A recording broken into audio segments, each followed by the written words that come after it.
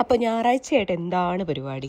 ഞായറാഴ്ച നമുക്കിവിടെ നല്ല ചക്കയും ബീഫുമാണ് കേട്ടോ. അപ്പം നമ്മുടെ ചക്കയുടെ ഡിപ്പാർട്ട്മെൻറ്റ് അമ്മയുടെ ആയതുകൊണ്ട് തന്നെ ഞാൻ ആ ഭാഗത്തോട്ടേ നോക്കുന്നില്ല. കാന്താരിയൊക്കെ ഇട്ട് ചക്കപ്പുഴുക്ക് വെക്കാനാണ് പ്ലാൻ എന്നാണ് കേട്ടത്.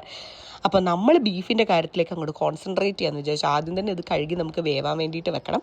ഉപ്പും മഞ്ഞപ്പൊടിയും കുരുമുളക് പൊടിയും മീറ്റ് മസാലയൊക്കെ കൂടെ ഇട്ട് നമുക്കത് വേവാൻ വെക്കണം.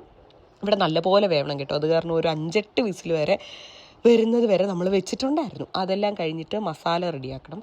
എൻ്റെ പനി വീണ്ടും പൂർവാധികം ശക്തിയോടെ തിരിച്ച് വരുന്നത് കൊണ്ട്, അങ്ങനെ പനിയായിട്ടില്ല, ചുമ തിരിച്ച് വന്നതുകൊണ്ടും അത് പൂർണ്ണമായിട്ട് പോകാത്തത് കൊണ്ടും ചെറിയ ശ്വാസമുട്ടലുണ്ട്.